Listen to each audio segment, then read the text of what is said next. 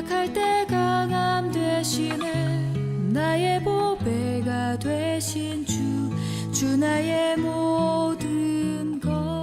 오늘 이 시간 주님께서 저와 여러분들에게 들려주시는 귀한 말씀, 기록된 말씀을 통하여 선포될 때에 살아계신 하나님, 또 우리 주 예수 그리스도의 영이신 진리의 성령님을 통하여 충만하게 깨닫게 된 은혜가 있기를 축원합니다. 오늘은 진리의 영, 과연 진리의 영이신 성령님은 죄에 대하여 어떻게 말씀하셨고 죄가 무엇인지에 대하여 우리에게 가르쳐 주시면서 하나님의 택함 받은 백성으로서 어떻게 죄악된 세상에서 우리가 이 죄를 이기며 살아갈 수 있는지, 죄란 무엇인가에 대하여 말씀을 배우고자 합니다. 자, 첫 번째, 죄라고 하는 것은 무엇인가? 따라하십시오. 하나님을 경외하지 않는 것이다. 죄라고 하는 것은 하나님을 경외하지 않는 것입니다. 그렇기 때문에요, 세상적인 죄의 개념과 벌써 기독교적인 죄의 개념에 많은 차이가 있지요. 일반인들에게 여러분들 죄인입니다 라고 할 때 거부감을 느끼는 이유가 바로 그것입니다. 내가 왜 죄인이야? 나는 부모님의 말씀도 잘 들으면서 아주 모범적으로 살아왔는데, 특히요 성실하게 살아온 분들이 신앙생활하기가 매우 힘들어요. 교회를 다니면서도 그래요. 교회를 다니면서도요, 이 거듭나지 못하는 이유가 뭐냐면 아주 열심인 분들이 맡겨진 일들은 열심인데 정작 혼적인 신앙에 머무르는 이유가 뭐냐면 이 세상적인 어떤 가치관에 젖어 있기 때문이에요. 그 세상적인 가치관이라고 하는 건 무엇인가 하면 자기 일에 성실하고 자기 일에 부지런하고 자기의 맡겨진 일에 최선을 다해서 자기의 삶을 일구어 온 것이죠. 독학을 해가지고 열심히 학비를 벌어서 내 나름대로 자수성가하였다든가, 그리고는 또 가족을 위해서 아주 뼈 빠지게 일하면서 가족들을 잘 부양하여 나름대로 평탄하게 이렇게 안정되게 가족들을 잘 살아가도록 보호하고 있는 가장들이라든가, 이런 분들이 사실 특별한 어떤 경험들이 아니면 굉장히 신앙생활이 남들이 볼 때는 칭찬받는 신앙인이요 흠이 없는 사람들인 것 같지만 하나님의 관점에서 볼 때는 아직 그 영적인 문제가 해결이 되지 않아서 굉장히 본인도 답답하고 어떤 그 이상의 깊은 신앙의 단계에 들어가지 못하여 하나님이 우리에게 주시고자 하는 그 풍성한 은혜를 경험하지 못하는 분들이 의외로 많은 것을 볼 수 있어요. 그 이유가 무엇인가 하면 바로 이 죄에 대한 개념 자체가 다르기 때문이에요. 그러니까 세상에서 죄라고 하면 아버지로서 알코올 중독에 빠져서 그 가장으로서의 역할을 제대로 하지 못하고 또 뭐 폭행을 하고 도적질을 하고 간음을 하고 뭐 이런 여러 가지들, 살인을 하고 이러한 것들을 일반적으로 죄라 그러잖아요. 그리고 나라가 정한 법이 있지 않습니까? 그 법에서 이탈된 것들이 죄라 규정하여 그 이제 판결을 받고 뭐 어떤 사람은 교도소 가기도 하고 이러잖아요. 그러니까 나는 평범하게 내 주어진 삶을 잘 살아왔는데 왜 교회를 오면은 죄인이라고 그러는 거야? 그러니까 굉장히 말씀이 불편해지는 겁니다. 그런데 오늘 성경에서는요, 하나님을 경외하지 않는 것, 하나님을 인정하지 않는 것, 하나님을 찾지 않는 것, 하나님을 전심으로 섬기지 않는 것, 이런 것들이 죄라는 거예요. 그러니까 딱 그 이야기를 들을 때에 먼저 벽이 생기는 거예요. 그래서 왜 하나님을 경외하지 않는 것이 죄인가에 대한 것. 우리는 지금 교회라고 하는 이 공동체는 하나님이 기름 부어 세우신 이 예배당은 세상의 어떤 관습이나 어떤 규범이나 율법이나 세상의 것들을 배우는 것이 아니에요. 하나님을 경외하는, 어떻게 하나님을 경외하며 하나님의 뜻대로 사는가에 대한 것을 하나님 나라 백성으로서 이 세상에 사는 시민권자로, 하나님 나라 시민권자로 하나님 나라에 들어가기 위해서 배우는 곳이 이게 교회라는 말씀입니다. 그렇기 때문에 성경에 말씀된 대로 우리는 배워야 하는 것이에요. 그러면 이제 우리가 왜 하나님을 경외하는 것이 죄인가라고 하는 것을 이제 말씀을 통하여 함께 배우도록 하겠습니다. 죄라고 하는 것은요, 헬라어로 하마르티아라고 하는데 이것은 어떤 의미가 있냐면 관역을 마치지 못하다라고 하는 하마르티노라는 단어에서 이게 유래된 거예요. 자, 양궁 선수 한번 우리가 생각해 보시자고요. 양궁, 우리나라 이 국가대표들이 양궁 실력이 뛰어나잖아요. 관역을 향하여서 화살을 쐈어요. 아주 집중을 하죠. 이거는 집중력에 관한 실력의 차이가 어디 있나. 아마 집중력이 거의 99%라 해도 과언이 아닐 거예요. 관역을 향해서 화살을 쐈는데 빗나간 거예요. 그게 죄의 개념이에요. 그리고 이 하마르티노라고 하는 것은 또 어떤 의미가 있냐면은 상에 참여하지 못하다라는 의미가 있어요. 자, 양궁 선수가 관역을 향하여서 화살을 쐈는데 10점, 9점, 8점 뭐 이렇게 있잖아요. 이 라인 안으로, 이 원 안으로 해가지고. 그러면 밖으로 뛰어나간 것은 뭐 아예 제로일 뿐만 아니라 9점을 쐈다, 8점을 쐈다 할지라도 10점을 맞힌 선수하고는 게임이 안 되죠. 10번을 쏴서 10점을 다 맞힌 선수하고 조금 빗나가서 아주 아쉬운 게 있어요. 10점짜리인데 약간 비껴나가서 9점인 경우, 이건 뭐 너무너무 아슬아슬하고 마음이 막 보는 사람도 애타지 않습니까? 그 관역을 향하여서 화살을 쏘았는데 빗나갔으면, 떨어져 버렸으면 아무리 9번 잘 쐈다 할지라도 한 번 그냥 곁으로 이게 점수를 얻지 못하고 0점 처리됐다고 한다면 그 점수가 다 까먹는 거예요. 그러니까 상을 받지 못하는 건 당연한 거 아니겠습니까? 이 하마르티노라고 하는 것은 관역에서 빗나갔다는 의미도 있지만 상을 얻지 못한다는 이런 뜻입니다. 그러면 왜 하나님께서 하나님을 경외하지 않는 것에 대하여 이걸 죄라고 말씀하셨을까? 자, 우리 성경 말씀을 같이 보시겠습니다. 여러분들의 이해를 돕기 위해서 신명기 7장에 있는 말씀 다 같이 찾아보십시오. 신명기 7장 6절 이하에 있는 말씀을 제가 봉독해드리면서 설명을 하도록 하겠습니다. 이스라엘 백성들은 많은 민족 가운데 하나님의 특별한 은총을 입었던 백성들이죠. 그 백성들을 향하여 하나님께서 왜 그들을 택하셨는지, 얼마나 그들을 사랑하셨는지, 하나님을 경외하고 사랑하는 자들에게 어떤 복을 주시는지 약속된 말씀인데 제가 읽어드립니다. 너는 여호와 내 하나님의 성민이라.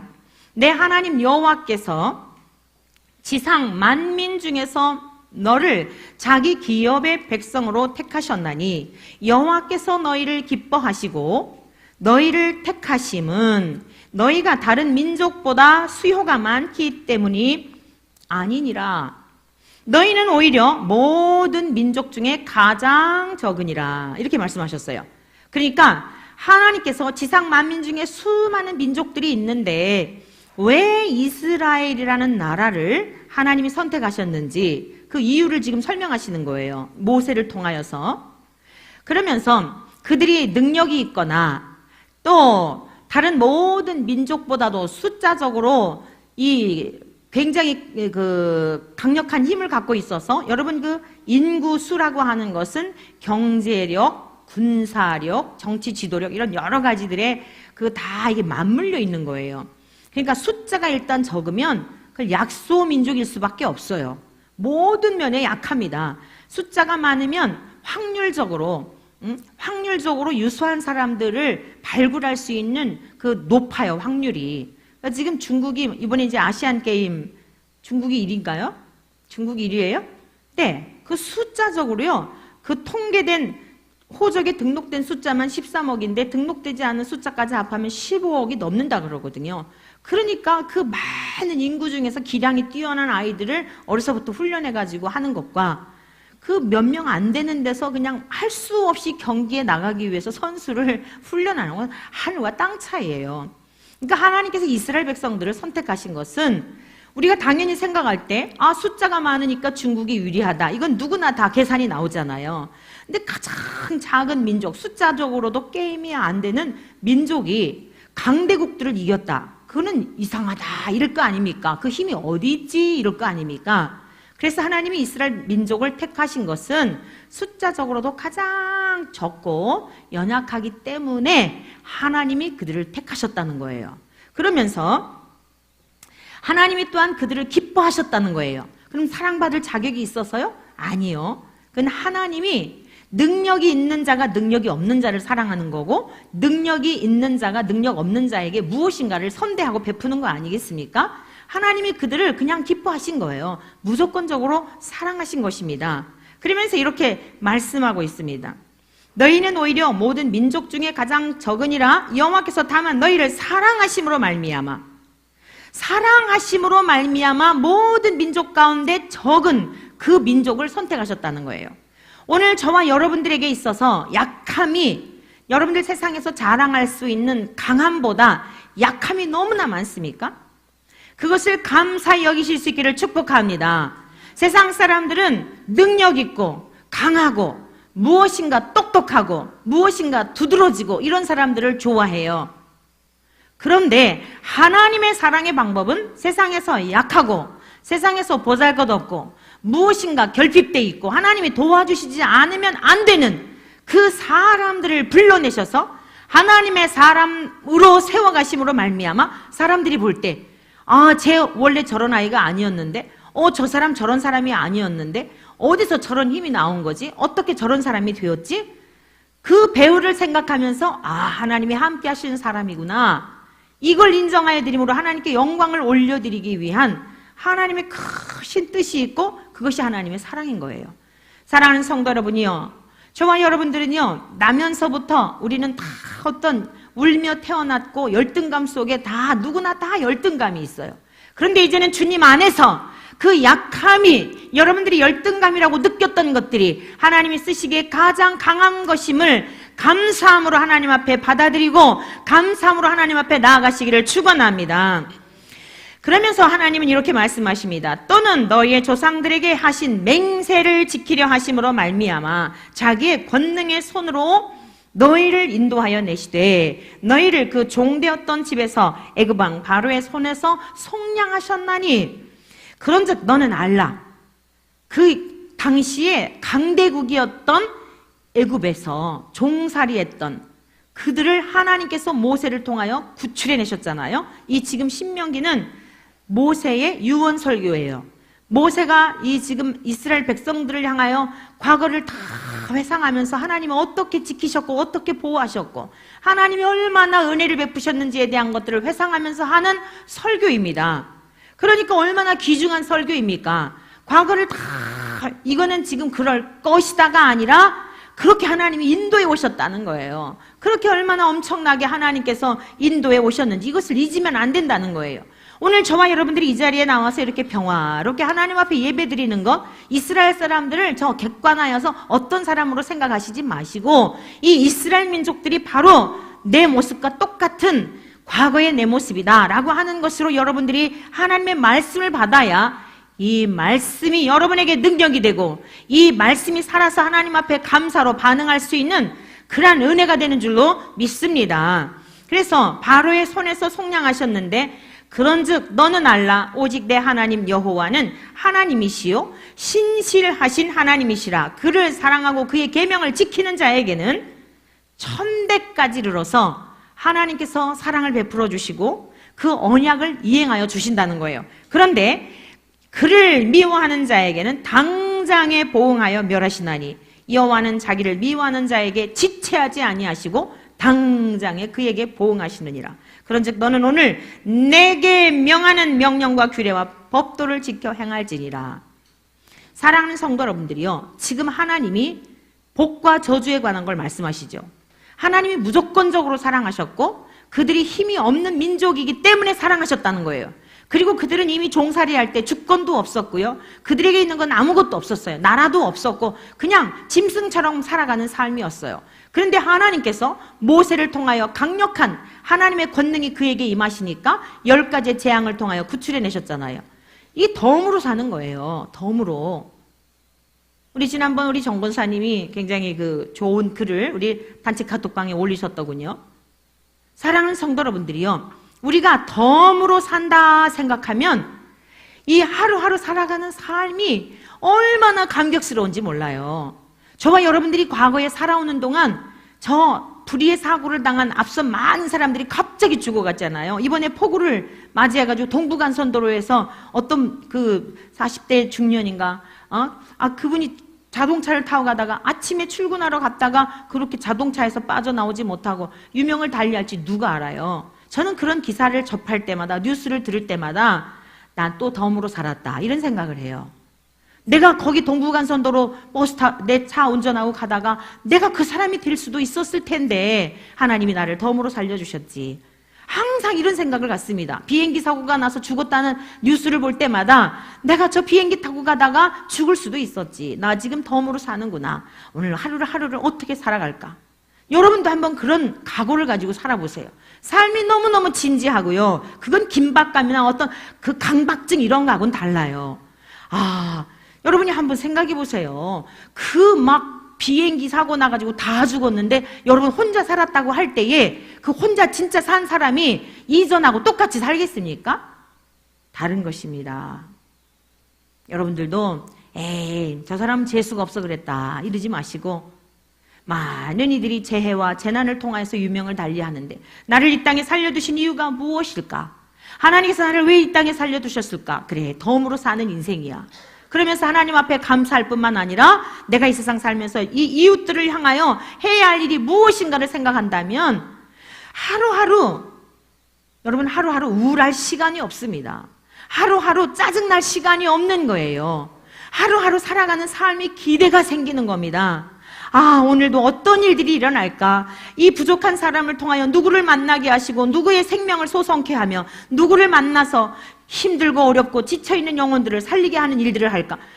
가슴이 뛰고 기대감이 생기고, 사랑하는 성도 여러분들이요, 우리의 신앙은 실제가 되어야 합니다. 이 은혜가 여러분 모두에게 있기를 축원합니다. 가능하더라고요. 제가 살아보니 가능해요. 날마다 덤으로 산다라는 마음을 가지고.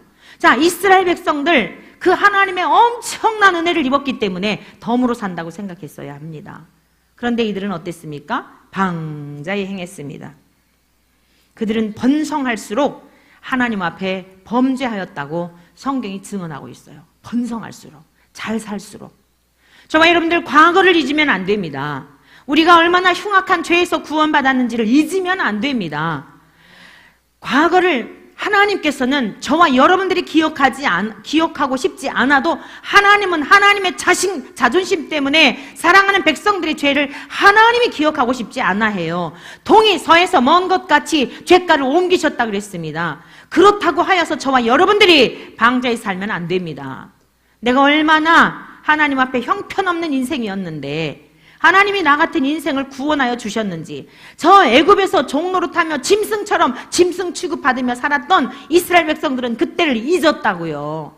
그래서 끊임없이 불평하고 끊임없이 원망하고 자기들이 노력해서 사는 줄 알았고 자기들이 성실해서 사는 줄 알았고, 그러다가 보니 그들은 모든 것이 다 자기에게 있는 거예요. 자기가 지금 평화롭게 사는 것도 자기에게 있는 거예요. 농사지어서 많은 경작물을 내는 것도 자기의 노력에 있다고 생각한 거예요. 여러분, 그것이 죄예요. 하나님 앞에 영광을 올려드리지 않고 모든 것이 하나님의 소유입니다. 태초에 하나님이 천지를 창조하시니라. 하늘과 땅을 창조하셨는데 내 것이 어디 있습니까? 사랑하는 성도 여러분들이요, 오늘 이스라엘 백성들을 향하여 하나님께서 말씀하시기를, 하나님을 지금 뭐라 그랬어요? 하나님을 경외하는 사람에게는 천대까지 복을 주신다 그랬어요. 근데 경외하지 않는 사람들에게는 즉시 보응하신대요. 근데 하나님이 정말 즉각 보응했나요? 하나님께서 그 불평불만하는 인생들에게 40년 동안 광야 생활하면서 기다리셨어요. 그 불평과 원망이 그치고 감사로 넘쳐나기를. 여러분, 노아 홍수 시대 때는 어땠나요? 120년 동안을 기다리신 거예요. 아담이 하나님의 말씀을 범죄하여 정령 죽으리라 하였는데 금방 죽이셨나요? 930년을 살게 하셨어요. 130세 때 셋을 낳고요, 그 가인이 아들을 죽이잖아요. 동생을 죽이잖아요. 아담은 그 모습을 보면서 죄라는 게 이렇게 무섭구나, 그걸 경험했을 거예요. 사랑하는 성도 여러분들이요, 하나님은 저와 여러분들을 지금까지 끊임없이 기다려주셨다는 걸 믿으시기에 축복합니다. 명목상 그리스도인이 되면 안 돼요. 머리로는 아는데 전혀 마음에는 경외심이 없는 이거, 아닙니다. 경외라고 하는 의미는요, 구약적인 의미는 이 아래라고 하는데 이것은 어떤 의미가 있냐면 두려워하다, 숭배하다, 두려워하게 하다, 두렵다 이런 뜻이에요. 신학적인 의미는 경건한 하나님을 두려워하는 것, 거의 다 비슷한 의미입니다. 경외라고 하는 게 뭐냐면요, 두려워하는 거예요. 잘못하면 매맞을 줄 아는 이런 마음을 가져야 돼요. 저는 어렸을 때 정말 아버지가 무서웠어요. 아버지가 무서워서 신앙생활 한 거예요. 교회 가고 싶어 교회를 간 게 아니에요. 교회 안 가면 아버지가 때리니까, 매맞으니까 교회 다닌 거예요. 요즘 그랬다가는 다 경찰서 잡혀갈 거래요. 애들이 다 경찰서 가서 신고하면 종교의 자유가 있는데 우리 엄마가 나 때려서 교회 가게 했다, 아동 학대죄로다가 걸려요. 우리 어렸을 때는 다른 거는 다 봐줬어요. 공부 못하는 거 봐줬어요. 나머지 공부하는 거 초등학교 때 나머지 공부했어요. 제가 그 추억이 있어갖고 신앙생활은 나머지 공부하면 안 되겠다, 그 어떤 자극을 받았는데, 지금 이 시대는 부모님을 향한 두려워하는 마음도 없어요. 부모가 한마디 하면 자식이 10마디 대들지요. 그래 포기하잖아요. 통하지 않으니까. 그래 네 인생 나중에 살다가 경험해 보거라, 왜 부모가 그래 했는지. 사랑하는 성도 여러분요, 그건 어리석은 삶입니다. 부모님이 하시는 말씀이 의미가 있겠지. 네, 알겠습니다. 가정에서부터 자녀들이 부모님의 말씀에 순종하는 것을 가르치고 그 눈에 보이지 않는 하나님을 공경하는 것. 여러분, 내 부모를 주 안에서 공경하라라고 하는 그 단어가요, 하나님을 경외하다라고 하는 것과 같은 거예요. 하나님을 경외하는 그런 믿음이 있다고 하면서 부모님을 경외하지 않는다? 그건 하나님도 경외하지 않고 아무것도 아닌 겁니다. 그냥 여전히 세상 사람과 똑같은 거예요. 우리 사랑하는 원천의 모든 가족들, 우리의 자녀들이 부모님을 공경하고, 여러분들이 나이가 들었다 할지라도 나이가 드신 부모님들을 공경하고, 모든 삶의 모범이 되어서 가정에서부터 하나님을 경외하는 경건한 가정을 이루시게 되기를 간절히 축원합니다. 두려워하다라는 뜻이 있단 말이에요. 야, 잘못했다가는 심판을 받아. 여러분, 성령님 오시게 되면 뭐라 그랬어요? 죄에 대하여, 의에 대하여, 무엇에 대하여? 심판에 대하여 가르쳐 주시는 분입니다. 하나님은 사랑이시지만 공의라는 말씀입니다. 사랑하는 성도 여러분, 그 두려움이라고 하는 것은 막 벌 받을까봐 이런 것이 아니라 이제는 자원하는 마음으로 감격 속에 하나님의 말씀을 즐거운 마음으로 경외할 수 있는 저와 여러분들이 되시기를 간절히 축원합니다. 호세아 4장 6절 이하 이런 말씀이 있어요. 내 백성이 지식이 없으므로 망하는도다. 내가 지식을 버렸으니 나도 너를 버려 내 제사장이 되지 못하게 할 것이요, 내가 내 하나님의 율법을 잊었으니 나도 네 자녀들을 잊어버리리라. 그들은 번성할수록 내게 범죄하나니 내가 그들의 영화를 변하여 욕이 되게 하리라. 하나님 아버지가 이렇게 하나님이 택하신 백성들 사는 거 원하시겠습니까? 그런데 이스라엘 백성들은 결국에는 하나님을 버리고 우상을 숭배하고 세상을 사랑하고, 그래서 바벨론에 70년 동안 그 종살이를 하며 나라를 잃은 서러움을 경험했던 것입니다. 이 이스라엘 백성들의 역사가 주는 교훈이 뭐예요? 우리의 모든 소유가 하나님께 있음을 기억하면서 저와 여러분들의 창조주가 되시는 하나님을 경외하는 지혜를 배우시기를 축원합니다. 두 번째로요, 죄라고 하는 것은 따라하십시오. 예수님을 믿지 않는 것이다. 뭐라고요? 예, 이 또한 세상 사람들하고 전혀 와닿지 않는 그런 개념이에요. 그러니까 세상 사람들이 가볍게 여기는 거예요. 그래서 천국에 들어가는 사람이 많지 않은 거예요. 다 각각 종교가 있는데 왜 예수님을 믿지 않는 것이 죄란 말이야? 오늘 본문 말씀 보시겠습니까? 요한복음 16장 7절부터 우리 주님이 가시게 되면 보혜사를 너희에게 보내줄 것이다. 그러면 그 보혜사가 너희에게로 올 건데, 우리 주님이 십자가에 죽으시고 부활하시고 이제 하늘로 가시게 되면 성령님을 보내주실 것에 대한 약속입니다. 그러면 그가 와서, 진리의 성령님을 말하는 겁니다. 그가 와서 죄에 대하여, 의에 대하여, 심판에 대하여 세상을 책망하시리라. 어둠 가운데, 죄 가운데 있는 상태를 세상이라는 이런 단어로 표현하고 있습니다. 하나님을 떠난 백성들, 모든 인류를 다 말하는 거예요. 그러면서 9절에 다 같이 읽습니다. 시작. 죄에 대하여라 함은, 아멘. 죄에 대하여라 함은 예수님 믿지 않는 게 죄라는 거예요. 앞서 말씀드렸죠. 호세아 선지자의 말씀을 여러분들에게 전해드렸습니다. 내 백성이 지식이 없으므로 망하는도다. 하나님의 말씀을 듣는 것만 가지고서는 교과서적으로 배울 때에 잘 몰라요. 성령님이 오셔야 서론적으로 말씀드렸듯이 나는 참 착한 사람이었어. 나는 모범적이야. 뭐 그렇게 남들한테 해를 끼치지 않고 살아왔어. 이런 분들이요. 진리의 성령님이 내 안에 인격적으로 확 들어오시게 되면 여러분 이게 호련이에요. 아주 순간적이에요. 눈 깜짝할 사이. 그 사도행전에 성령님께서 그 충만하게 임하셨던 상태가 그랬잖아요. 호련이 그랬잖아요. 이건 어떤 그 시간을 나눌 수 있는 게 아닙니다. 순간적인 거예요. 하나님의 성령님이 여러분 안에 호련히 임하시게 되면요, 여러분의 그 그릇된 가치관들, 그 완고하고 고집스러웠던 틀이 꽉 깨지면서 갑자기 내 영혼의 실상을 보게 돼요. 그게 중생의 체험, 그게 거듭남의 체험이에요. 어떤 분은 수십 년 걸리기도 해요.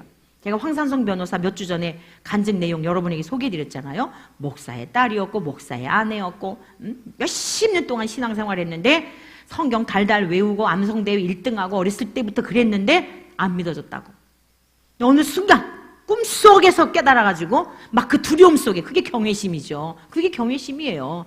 야, 진짜 지옥 있구나, 큰일 나겠구나, 믿을게요 주야 그랬더니 꿈 깨고 나서부터 그때부터 막 그냥 하나님을 경외하는 마음을 가지고 살게 되었노라고 간증하는 거 여러분도 제가 보내드렸잖아요. 사랑하는 성도 여러분들이요, 예수님을 믿지 않으면 성령님이 오시지 않아요. 예수님이 하나님이시며 우리의 죄 때문에 이 땅에 오신 구원자이신 것을 내 죄 때문에, 바로 여러분들의 죄 때문에, 여러분들이 무인도에 도망가도 여러분 한 사람을 찾아서 가는 그 사랑으로 예수님이 이 땅에 오셨단 말입니다. 그리고 우리의 죄와 허물을 위해 죽으신 거예요. 이것을 믿지 아니하면 이 하나님을 떠난 인생들 어느 누구도 구원받을 사람이 없는 것입니다. 그래서 죄에 대하여라 함은 이라고 말씀하시며 우리 주님을 믿지 않는 것, 주님을 믿지 않는 것이, 그들이 나를 믿지 않는 것이 죄라는 것입니다. 사랑하는 성도 여러분이요, 이 세상 모든 만물을 하나님이 창조하셨습니다. 인정하시죠? 그러면 우리 예수님은요, 마리아의 몸에 이 땅에 오셨기 때문에 우리 예수님은 우리가 생각할 때에 그냥 피조물로 생각하는 거예요. 그냥 사람의 아들로 생각하는 거예요. 그래서 지금 많은 신학자들 간에도 그게 갈라지는 겁니다.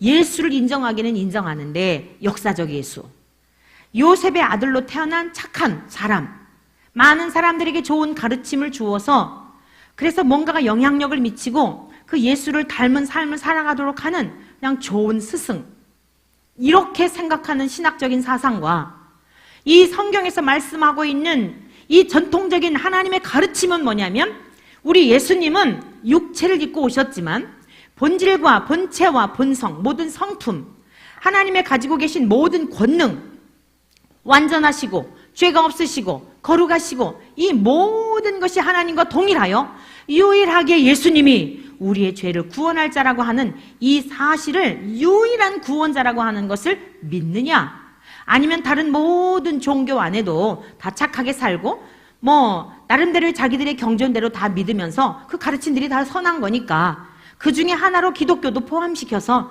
다 결국에 가는 것은 좋은 데 가지 않겠느냐라고 하는 이 신학사조, 이걸 다원주의라고 합니다.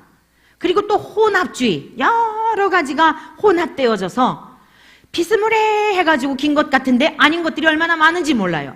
여러분들이 하나님의 말씀을 잘 분별하지 아니하면, 하나님의 말씀으로 잘 따라서 진리의 성령님, 그래서 진리의 성령님이 오신 거예요. 우리 안에 오시게 되면 이 말씀이 무엇을 말씀하는지를 깨닫게 되는 것이라 말씀입니다. 죄에 대하여 세상적인 개념으로 생각했던 틀이 깨지면서 아, 관계를 말하는구나. 하나님이 우리를 지으셨기 때문에 우리는 하나님의 소유이며 그 하나님의 모든 주권이 하나님께 있음에 대한 것을 인정하고 살아야 하는데, 아, 지금까지 내가 주인으로 살았구나. 진리의 성령님이 오시면 이런 것들을 깨닫게 하신다는 거예요. 그리고 그 예수님은 착한 선생 중에 한 분인 줄 알았는데, 내가 수십 년 동안 교회를 다녔어도 그런 줄 알았는데, 아, 그게 아니구나. 여러분, 골로새서에 이렇게 말씀하고 있습니다. 자, 우리 한번 성경을 찾아보시겠습니다. 골로새서 1장 15절 이하에 있는 말씀입니다. 이 골로새서도 에베소, 빌립보, 골로새서 이 또한 다 사도 바울이 옥중에서 기록한 말씀이죠. 뭐라고 말씀하고 있냐면 1장 15절 이하입니다. 우리 다 같이 읽습니다. 시작. 그는 먼저 나신 이시니, 자, 여기서 그는이라고 하는 이분은 누구를 지금 가르치고 있냐면 예수 그리스도를 말씀하는 거예요. 예수님은 보이지 아니하는 하나님의 형상이라는 거예요. 하나님의 형상. 형상이라고 하는 이 첼렘이라고 하는 단어는 어떤 의미가 있냐면요, 똑같은, 아주 착각할 정도로 이런 뜻이거든요. 그러니까 우리 예수님은 하나님과 착각할 정도로 그런 정도가 아니고 그냥 그 하나님 자체예요. 보이지 않는 하나님의 형상이요.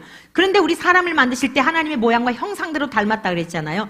하나님께서 본래적 그 형상, 첫사람 타락하기 전에 형상은 어떤 형상이었냐면 이렇게 완전하고 죄가 없고 흠이 없고 사랑 덩어리이고 이렇게 창조됐던 거예요. 그런데 하나님의 말씀을 불순종함으로 말미암아 죄가 들어왔잖아요. 선악과 열매를 먹음으로 선이 무엇인지 악이 무엇인지 자기 자신이 심판자의 자리에 오르게 되었지 않습니까? 그런데 예수님은요, 하나님이시면서도 낮고 천한 인간의 모습으로 오셔서 그 하나님의 성품이 어떠한지를 다 드러내신 거예요. 하나님의 능력이 어떠한지를 다 드러내신 거예요. 하나님의 권세가 어떠한지를 다 드러내신 거예요. 우리는 죽음을 벌벌 떨고 무서워하잖아요. 근데 예수님은 사망 권세를 이기신 분인 줄로 믿습니다. 그래서 그는 하나님의 형상이시요, 또 모든 피조물보다 먼저 나신 이시니, 그러니까 이 세상이 창조되기 전부터 계셨다 그 뜻이에요.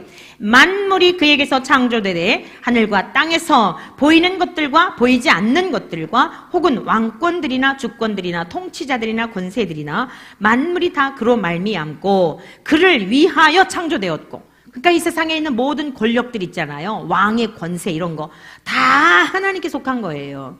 하나님이 주시지 않았으면 그 권세 있을 수 없어요.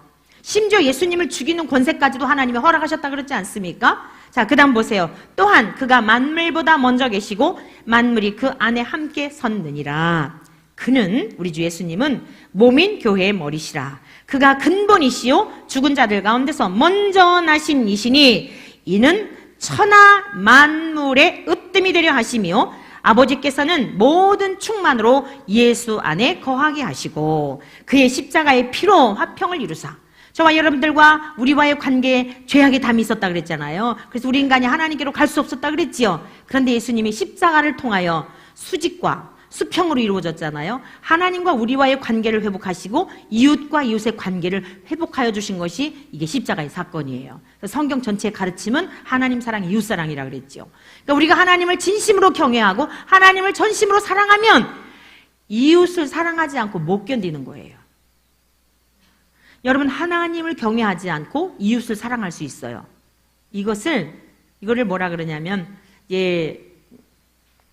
휴머니스트들, 그 사람들을 얼마든지 신앙과 상관없이 구제 활동하고 봉사 활동하고 뭐 이런 거 할 수 있잖아요. 근데 우리 기독교의 신앙은 뭐냐면 하나님과 우리와의 관계가 회복이 되고 그 관계, 화평의 제물이 되신 예수님의 은혜가 내 안에 머무니까 우리도 세상 속에 나가서 화목제물이 되어 이웃과 이웃의 관계를 우리가 사랑하며 그 사랑을 흘러가게 한다, 이 뜻입니다. 그래서 그의 십자가의 피로 화평을 이루사 만물 곧 땅에 있는 것들이나 하늘에 있는 것들이 그로 말미암아 자기와 화목하게 되기를 기뻐하심이라. 사랑하는 성도 여러분들이요, 지금 우리가 살아가는 세상은 너무 다툼과 분열, 그저 가정뿐만 아니라 한 두서너 명만 있으면 서로 정죄하고 서로 비난하고, 그런데 하나님은 우리들에게 화목케 하는 직책을 주신 줄로 믿습니다. 화평케 하는 직책을 주셨어요. 우리의 가정에 하나님 안에서 화목케 되는 역사가 있게 되기를 축복합니다. 여러분이 가는 직장에서 화목케 되는 역사가 있기를 축복합니다. 내가 그리스도의 사람이다. 진리의 성령님이 내 안에 계셔서 십자가의 피로 그 막힌 담을 허물어 주셨다는 사실을 진리의 성령님이 내가 과거에 얼마나 죄악 덩어리였는지를 가르쳐 주시고 그 은혜를 입은 자가 되게 하였다면 반드시 주님이 맺으셨던 그 열매를 맺게 하신다는 겁니다. 그래서 너희는 이전에 어둠이더니 이제는 주 안에서 빛이라. 빛의 열매는 착함과 의로움과 진실함이 있느니라. 그 주님의 열매를 맺게 된다는 거예요. 사랑하는 성도 여러분, 오늘 이 시대에 하나님은 이러한 사람들을 찾고 계십니다. 우리 주님에게 속한 자가 되었다면, 그는 몸인 교회의 머리라 그랬잖아요.